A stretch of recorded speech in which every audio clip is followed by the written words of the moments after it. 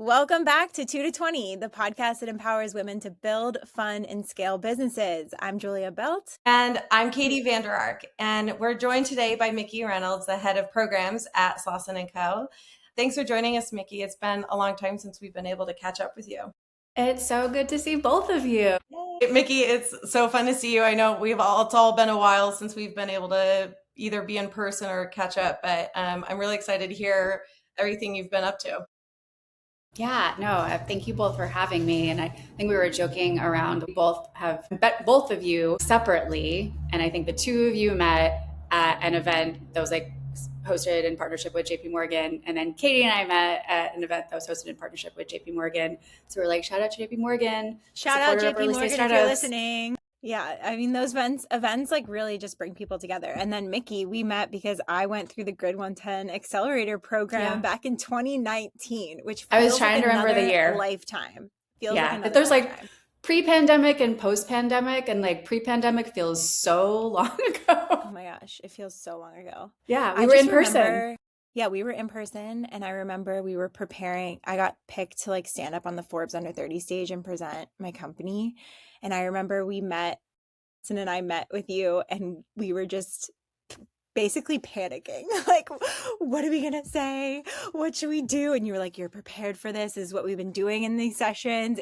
Because the very first thing that we had to do, the very first session of Grid 110, we had to stand up and pitch our companies in 2 minutes. And we had like only a few minutes to prepare. And I was like, whoa, this is real. But you were so helpful at that time. Yeah, no, it was like, it's a fun way because we would bookend the program that way. So it started off with a cold pitch. Like, you are not warned, you are not given time to prepare. Most people, especially in that program, were very, very early. Like, you were on the, you had launched, you were generating some revenue. Most people were kind of still in the idea stage. And so it's like, wait, you want me to pitch what? I've never pitched my company before. So some people took 30 seconds, some people took the full 2 minutes, and we recorded it, we saved it.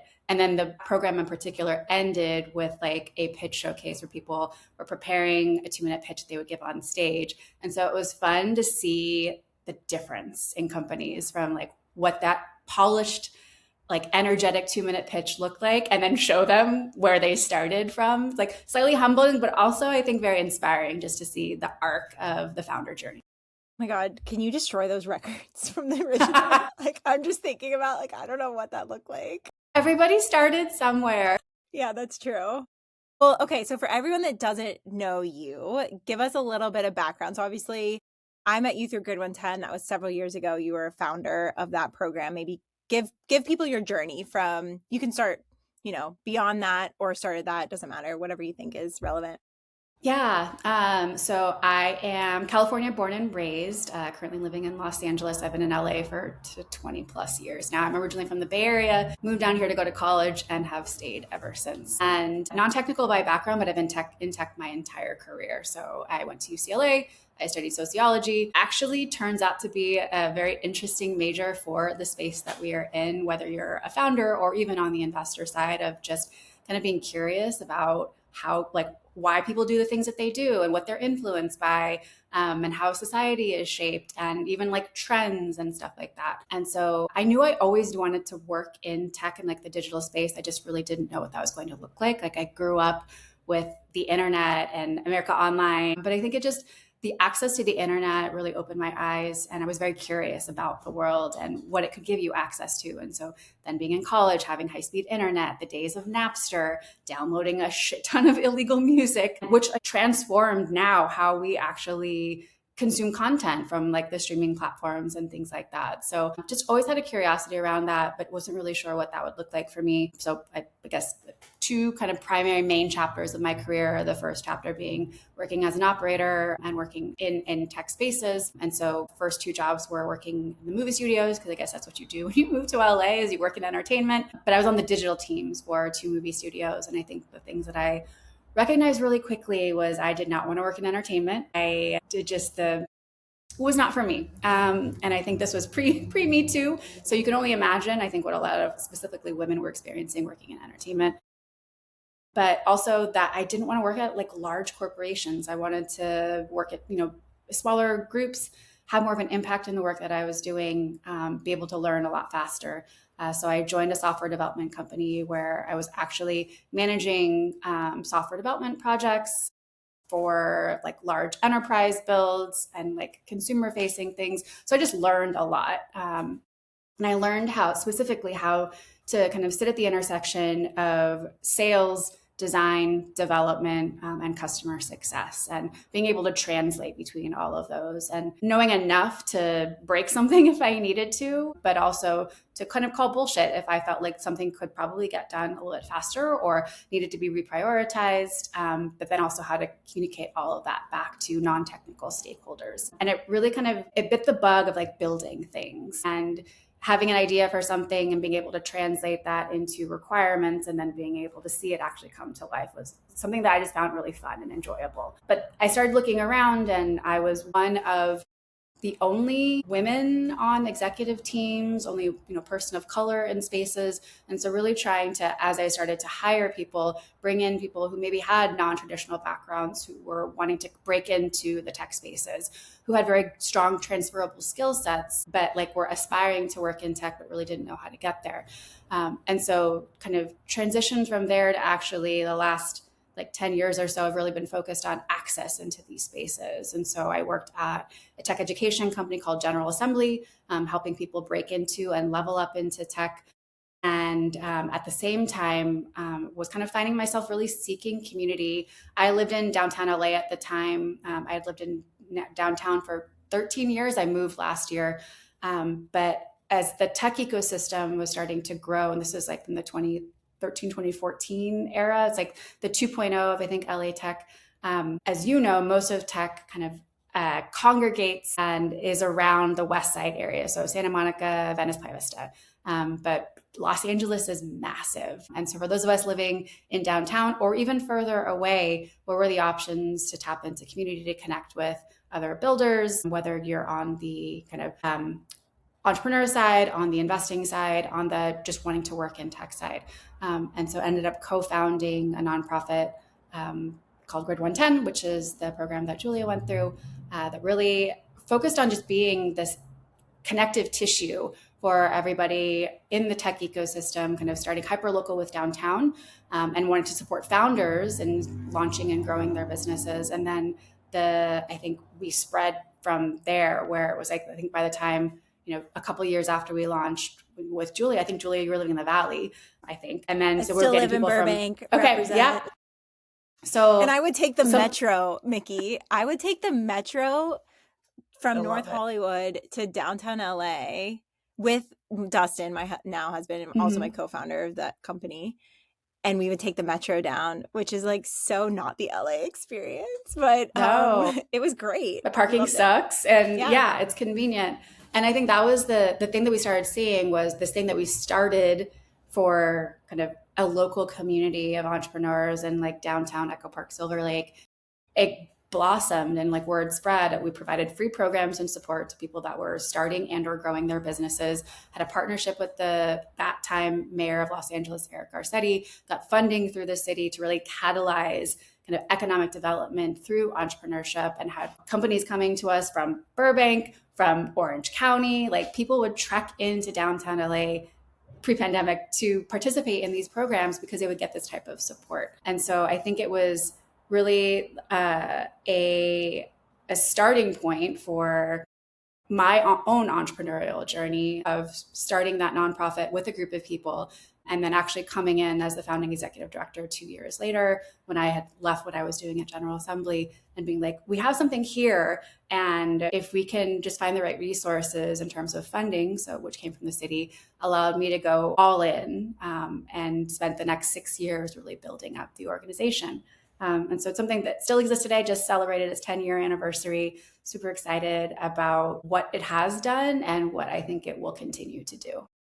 Can I just say one thing? So the cohort aspect, and I think it was because we were in person, like I'm still friends with some of those people. And actually like Jamae, like we talk on Instagram sometimes, and Dustin and I like ran into him and I like screamed with delight, like to see him. And it was, when you just have a cohort where you feel close to people that are going through something similar, building your company at a similar stage, and you have the same type of challenges, even if it's in a different market or whatever. Like, I don't know, there's just something to be said about that. And you guys created a really amazing environment where we got access to resources and advisors, but we also could interact and lean on each other. And I think that was it really is like it was so special. So thank you for creating that for us. And it was free for You're so founders and you didn't welcome. take equity. Like that was like so Yeah, it's unheard of for wild. an accelerator program. Miki, what were some of your like major highlights from the program? I'm sure it's like totally shaped your entire outlook on what you're doing now, but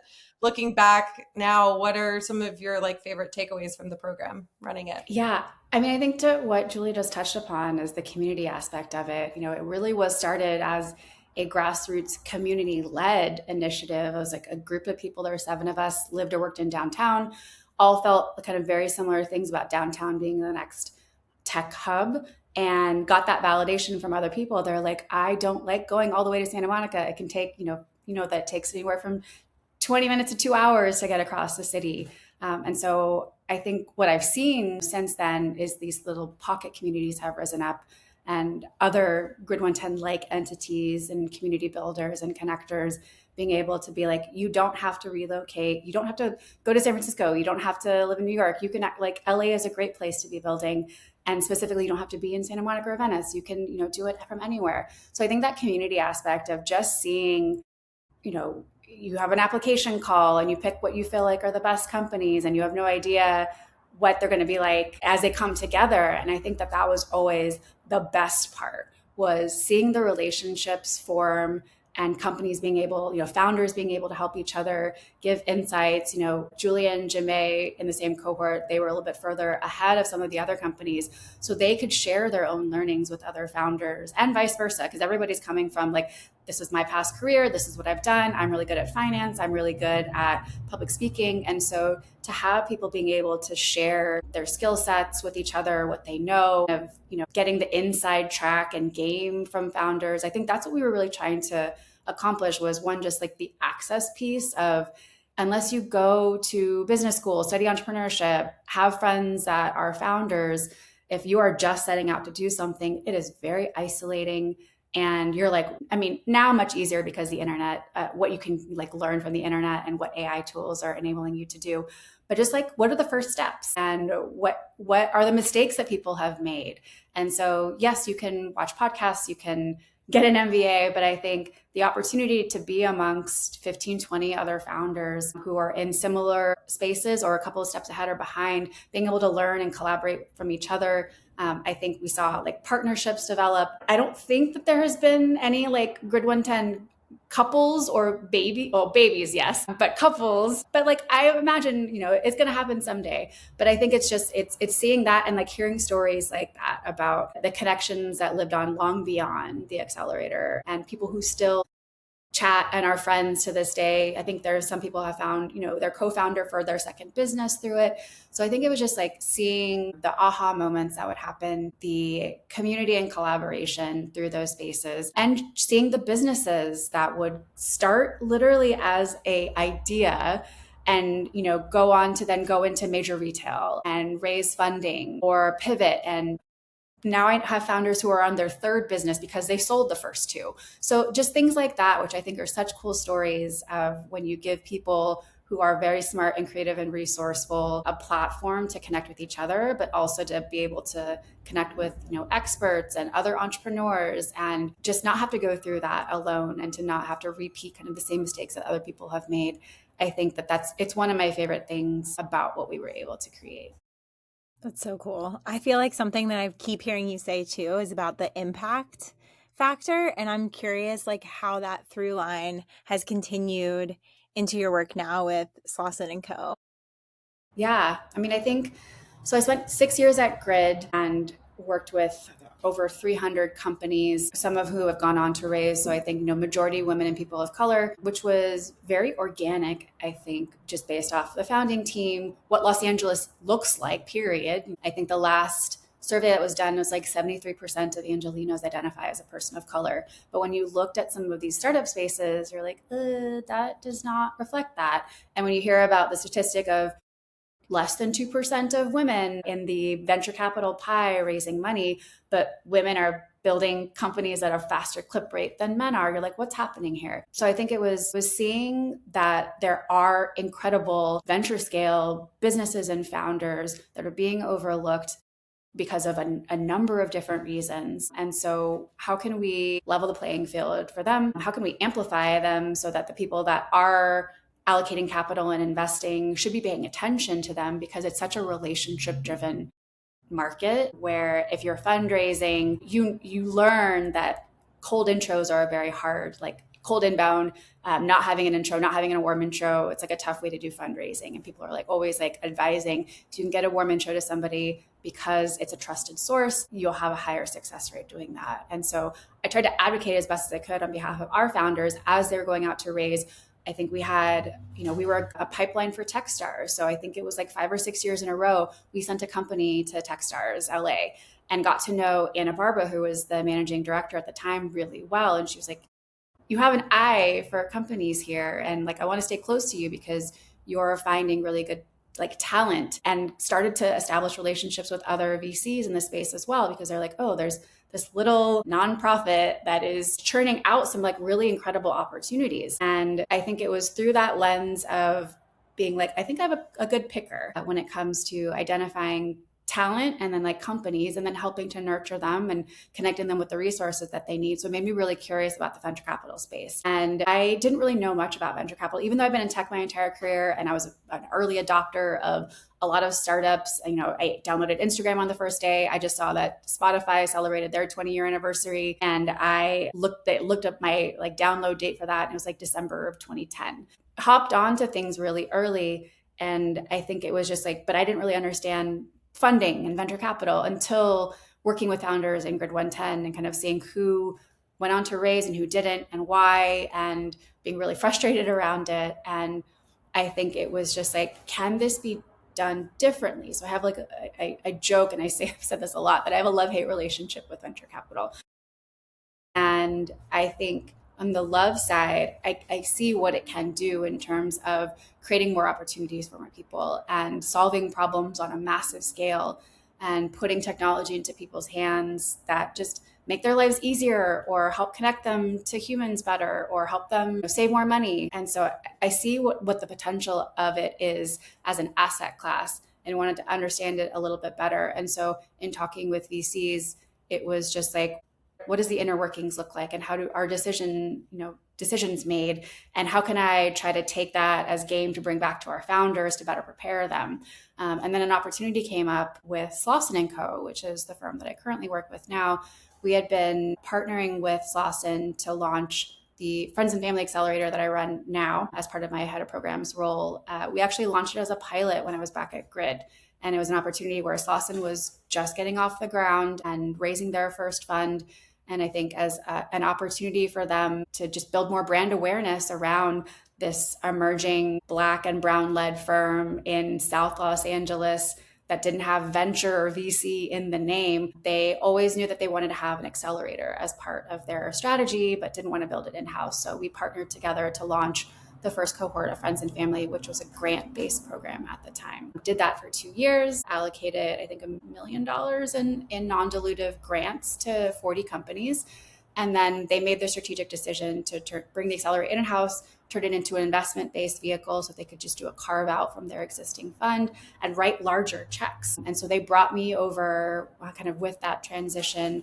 I was at the point where I was ready for a new challenge, and I don't think I would have joined any other firm if it wasn't Slauson, primarily for the people as well as what they stood for. Very much in alignment in terms of mission and values around economic inclusion and creating more opportunities for more people. So it just felt like it was pulling on a thread of things that I'd already started doing through my work with Grid, and being able to do this potentially at a more catalytic level of being able to allocate much more money into companies and helping them do things on a much larger scale. So I think it was like taking the lessons that I learned from Grid, from the programs aspect, from preparing founders, just to build, first of all, a viable company and a company that actually solves a real problem. And then thinking about fundraising kind of as like almost like a little bit of an afterthought, because I think the most important thing you can do is ensure that you're building a solid foundation for your business, that you have something that people would want to pay for, and to be able to replicate that over and over again. And then as you start to grow and you're like, I'm being tapped out of resources, I need to hire somebody, I need to invest in marketing and stuff like that. That's when you're like, okay, what are the sources of capital that are available for me? And is venture. I think that education is so important. And I remember in the Grid 110 program, you helped us understand that VC was just one avenue out of many. And a lot of times when you take funding from venture capitalists, like, it comes with a price that not a lot of people realize. And so I agree with you that many people need to prove out their business model, make sure that they have something that people want to sell. What is that book? It's like, my first customer was my mom, or something like, I have customers beyond my mom, or something. But anyway, like, the point is that, do you have people who are really buying because they're invested and they're your beachhead audience and they're going to continue to invest, and you can use VC dollars to just kind of expand on what's already working. So I think you having that eye to pick the companies that are ripe and in the right place for that kind of funding, while also giving an opportunity to these groups that are typically underrepresented, it's pretty incredible. What's like your favorite part of your job? I know that's probably a hard question to answer, but I think it really comes back, I think, to like the community aspect of it. So running an accelerator today looks slightly different than, there's a lot of overlaps, but I think there are some significant differences in what I was doing with Grid. So we're actually investing like real capital. So we're in technically our fifth cohort. So if we go back to the very first one, we were giving out grants. We're now in the fifth cohort. We're investing $300,000 into companies. We're actually in the middle of our friends and family accelerator for 2026 right now. So we're working with 6 companies. Julia's cohort was, I think, like 15 or 20 companies. Lots of people, lots of ideas, lots of personality.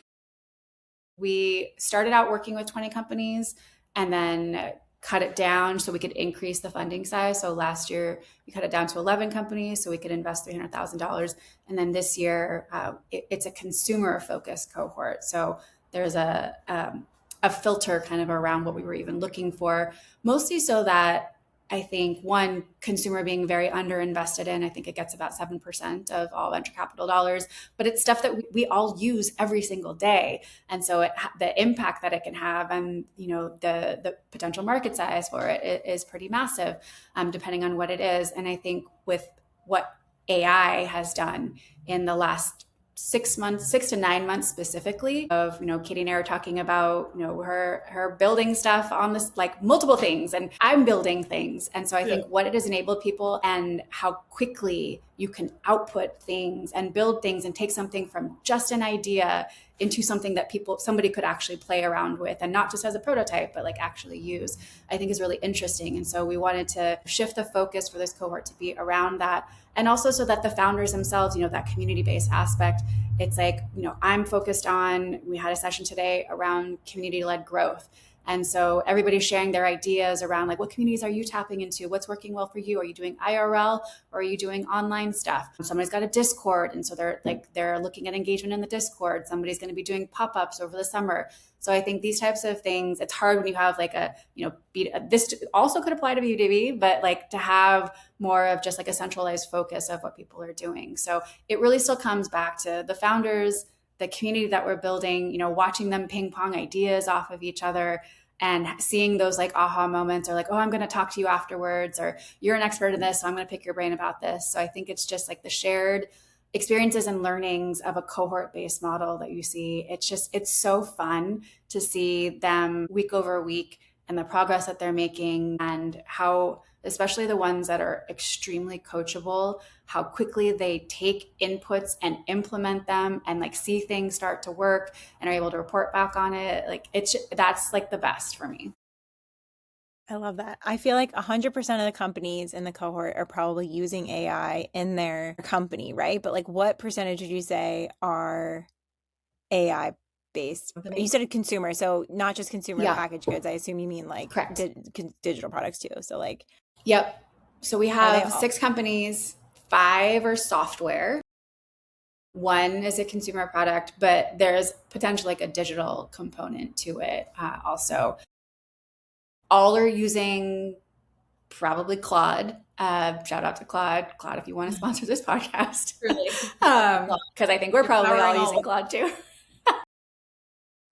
So yeah, they're all using it for their own individual workflows or to think about a go-to-market strategy. They're using it to design. They're using it to design, test out survey questions and things like that. I think the 5 software companies all have some component of AI and what they're actually building. Also, we had one of them, funny talking about surveys. So we have a survey platform company called Bisque, technically a non-technical founder, solo founder. She's a kind of academic researcher, survey expert. She has written a book about surveys. She has consulted hundreds of organizations on survey design and how to actually design your surveys to get good data. And she's just like kind of fed up with the existing survey platforms and how expensive, the platforms on the, high-end Qualtrics enterprise side are. And then you've got, Google on the free side. She sits kind of somewhere in the middle with her platform. She used ChatGPT and code to basically build the current version of the product by herself. And so she is at night hacking away, like got to fix a bug, adding a new feature. I think she's just hired her first engineer, which I'm very excited for, so that she can focus more on sales. But it's like to see in, a year ago, a non-technical founder building a tech product, not having a CTO, not having an engineer. One, it would have been probably hard to build the product in the first place, but like most VCs, most accelerators be like, yeah, go find a technical co-founder. We've never had that hard and fast of a rule because it's like, we look more at a founder's lived experience and their background and like, are they the person that we feel like has a unique advantage in the space that they're building in? And as long as they've been able to, maybe they have a CTO, maybe they have a technical co-founder, maybe they've been able to find somebody they're working with a dev shop, they have a proof of concept, something. We never put that as a limitation where you have to have. We did put a premium on it because we see how much faster companies can move when they do have technical resources. But I've never seen people move as fast as what we're seeing today with AI. Like, it's insane. Katie, you were saying that you were like simultaneously working on 3 different things at the same time. You guys, and every week Claude keeps launching new features. So like there's like dispatch. So now I'm doing stuff from my phone and it's like pushing code. They have the new Claude terminal too, like where if you use Codex too, you can like combine all of the different terminals into one, and it's bonkers. Like I am moving so fast. I am studying. It's like half coding and then half I'm like watching videos. There's like a bunch of people that are like experts and pros at this. And it's just in 1 month, I have built 3 separate applications. It is wild. I obviously non-technical and I've always felt very like strapped or like held back from being able to progress in my company without paying a bunch of money to a bunch of engineers. And that is like in the past. It's wild. Yeah. I told Katie and Miki, if you want to be a part of this, that Yes. I need her to like host a masterclass or even we can all bring our computers, get together in person and share knowledge about how we're using these tools. Katie was telling me about all these agents she has set up and I need help. I'm using it, but I know I'm not using it in the way that I can be. And she's telling me about all this stuff that she's built in the last month. And I'm just like, oh my gosh, you need to teach me. So we need to do like an in-person, bring your laptop, I'll bring snacks, and we just go hard on Claude. It's cool to see, I think, specifically women. There's been a lot of communities that have spun up to support women in exploring AI. And like, it's not something to be afraid of. It's mostly men that have been, one, building it. So algorithms are largely influenced by that perspective. And then 2, using it. And so to use it to your advantage. I know lots of discourse. I think in the last few weeks, it was like Reese Witherspoon posted something on Instagram about, women getting left behind. And like the comments are just like, it's bad for the world. There's like sustainability issues, water issues, data center issues. Yes, those exist. And I think there are people that are solving those problems, but also like Meta is an AI company. And that means Instagram is an AI company. So that means all of you that are preaching about AI being bad are doing it on an AI platform. Like, I don't know if you realize that. Yeah. But I think it's been cool. Like there's one in particular I joined at the beginning of this year called AI Snack Club. And it's a paid membership. It's grown to like over 900. I think it's mostly women. And there's a really active Slack community. There are virtual and in-person events that are happening all the time. And it's anything from like a Claude, like I think actually there's one happening right now. It's like the Claude Code 101 that I am going to watch the recording of Oh my gosh, because send me the I link. haven't dabbled in Claude Code yet. I live in co-work and in chat. So Katie, like the fact that you're doing codec and code and terminal like is really amazing to me. I am just like, I don't want to break anything on my computer yet. Like I need the 101 first. But so that's one. And then the name is escaping me, but another gritty, Frances Tang, who had a CPG company while she was in Grid and sold it and has now kind of been exploring AI and what it can do for small businesses. She spun up something, it's like trailblazers or something like that. It's small groups. So they put you in a group of like 3 or 4 other, I think it's women focused, that you can learn together. So just exactly what you like just asked for, Julia. I think people are like, I want to learn, but like, where do I go and how do I start? And so I love seeing these like community focused groups that are like, if you need something at your own pace, if you want accountability, if you're just like, I need inspiration, what are people building? And so like AI Snack Club, they have, I think it's like on Wednesdays and Fridays, it's like, show us what you're working on. And people will just drop links and they're just like, this is what I spun up. Like we hosted a lovable build night with AI Snack Club. And people who had never touched an AI platform came out because they were curious. They got a real quick tutorial on Lovable. And then there was a show and tell at the end. I was blown away by like all the different use cases of what people thought about and what problems they were trying to solve with it. And then, it's just like, it's so cool when you get people that are, there is no shortage, I think, of people that are wanting to build things and have ideas for things. And I think this fully levels the playing field, I think, for a lot of people. You just teed me up for my next question, which is, I'll preface it with saying that you are like a repository of resources in your brain, Miki, and your network. And I think you post about these things and share these resources on your LinkedIn. So we'll definitely link your LinkedIn in the show notes and stuff. But I just feel like you know everything about what's going on in LA, and there are so many resources that we have available to us if you do live here and you're a startup founder. And it doesn't matter.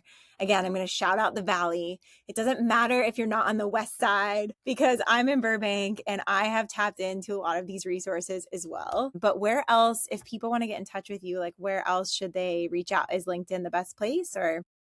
Yeah, I think LinkedIn is the best place. It's like I'm active on all social channels, so I'm at Mixter on almost any platform. LinkedIn, I think, has been really cool just to see, because of the network effect of like you posting and your followers kind of engage with something and then somebody else sees it. Like I have definitely found and come across like really interesting people that way. Katie, I think your organization, so talking again about like women-centric spaces, so this podcast, the community and the events that you've done in the past, I think are just really cool. And it just feels like low kind of risk opportunities for people to connect and chat. I love that it was like you were doing things that were not centered around drinking necessarily. So like we did a walk around Echo Park Lake and got coffee. And I think stuff like that, to fit in, to different people's preferences and lifestyles, but also locations. The fact that I think you were doing like back and forth of like, maybe we'll do something on the east side one time and then we'll do something on the west side another time. So like just not always forcing people to go where they're not,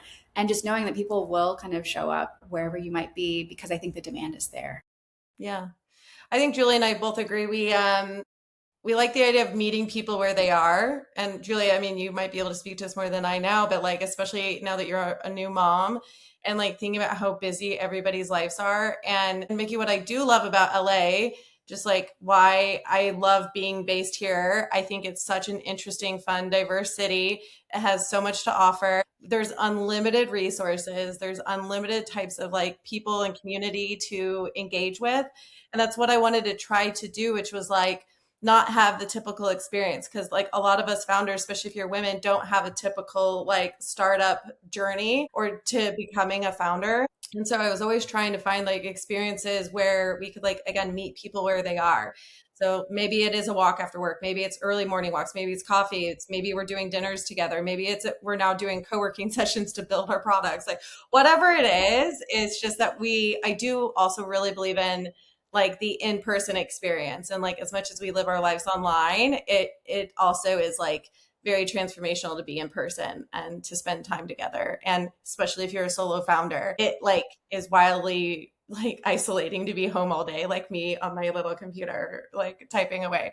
So I do just love the idea of bringing everybody together in whatever way we can. 100%, totally agree.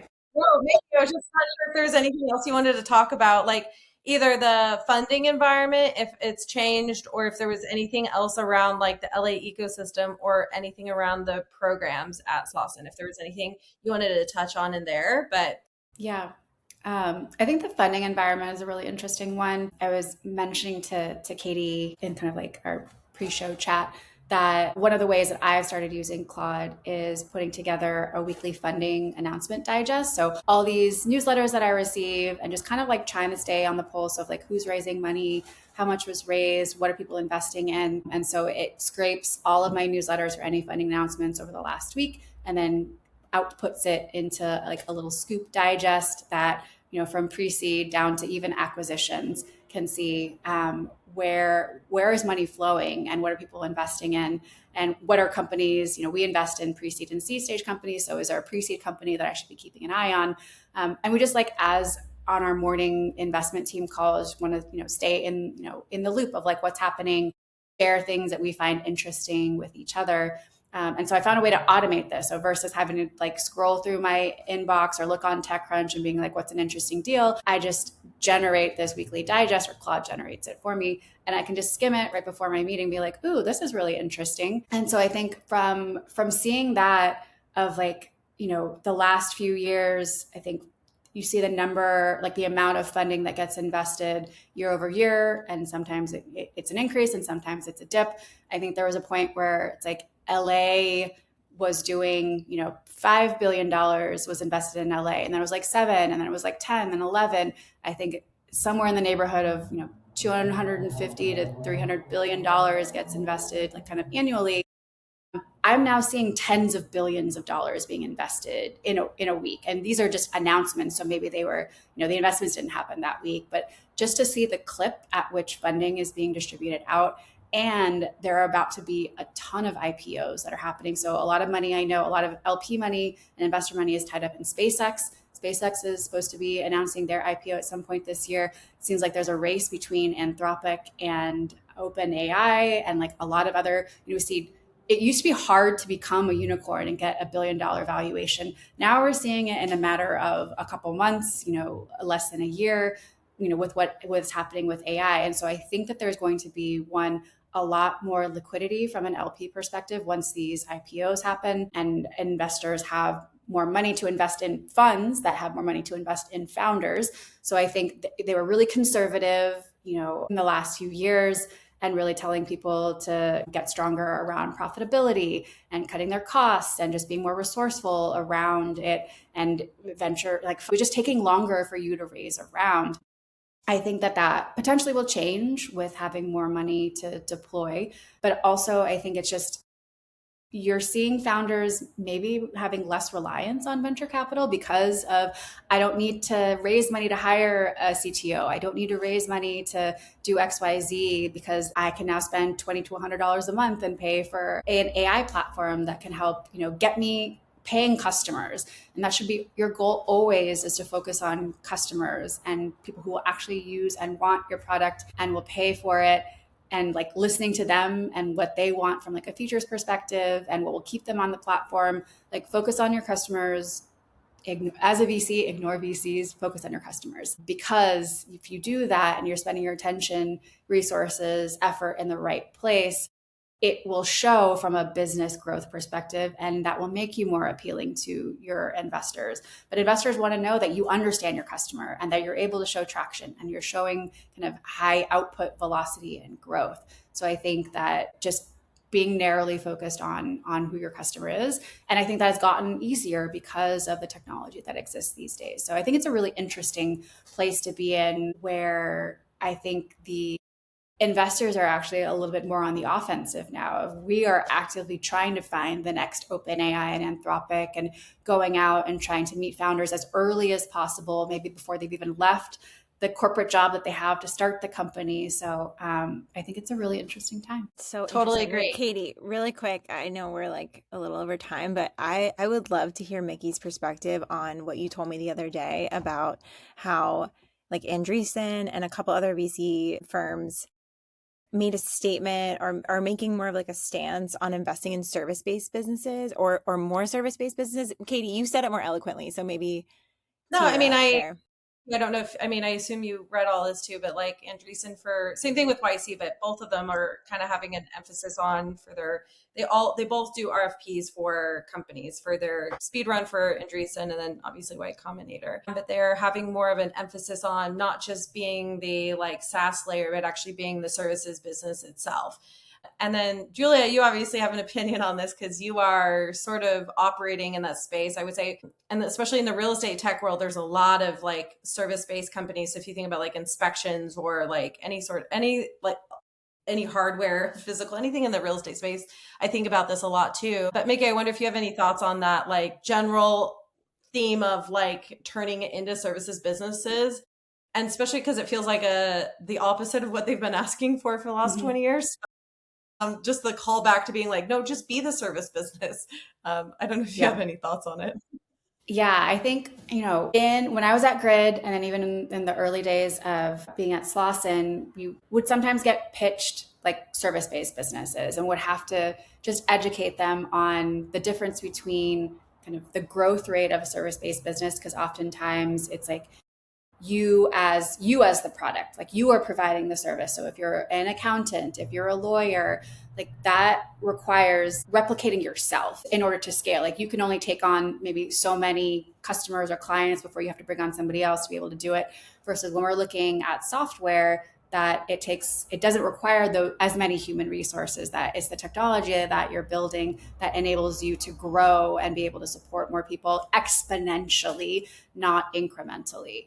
And so I think that this combination of what AI is doing with the agents and being able to spin up different agents that can then do these repetitive things for you, where you can provide a service that is being executed by an agent, and you find whether it's a niche or a broad market for that. And it's like, I think starting very like with a lot of specificity, like you were saying, if it's like in a particular industry or solving a particular pain point that maybe people that have been hesitant around adopting technology, or it's like harder to sell into them. But if it's like, no, we understand doing a service and performing a service and getting a specific type of outcome, but maybe they know or don't know that it's being performed by an agent or AI.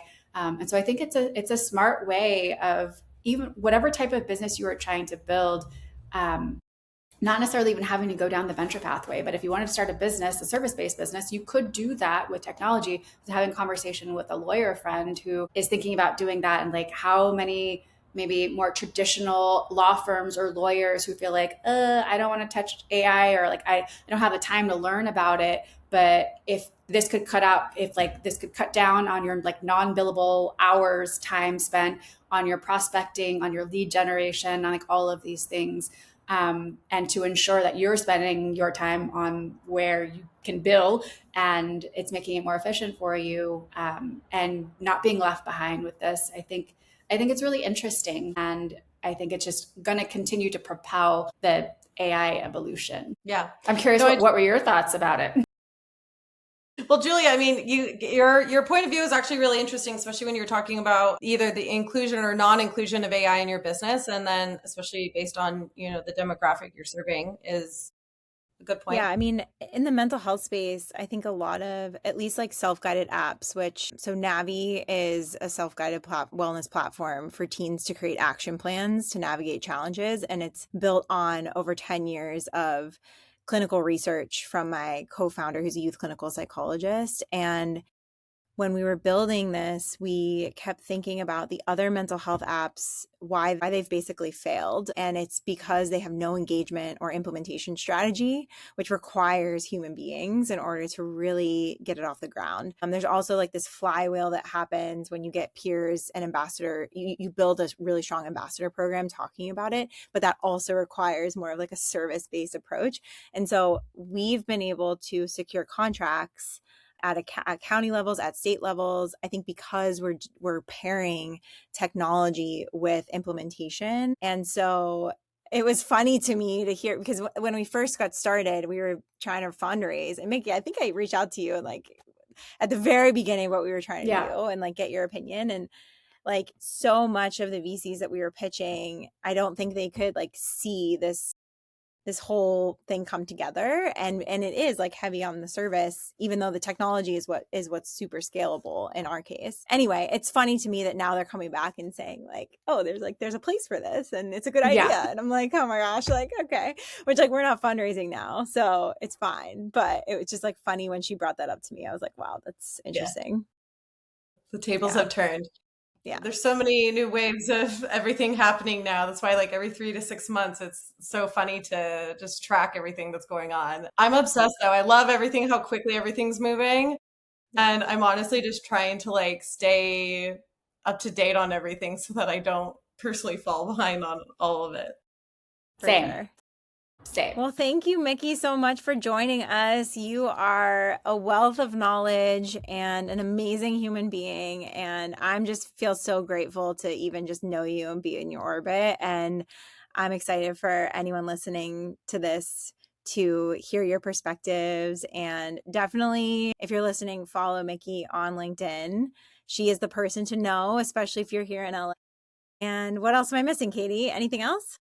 No, you're the best. I swear, Miki, like 10 out of 10, if you ask anybody about you as a reference to invite you to have you on a panel. I know you've joined me on panels before, but like everybody speaks so incredibly highly of you. And it's always like such a joy to have you with us. So we're both very lucky to have you in our orbits too. So you're the best. Thanks for joining us. Appreciate you guys so much. Thank you.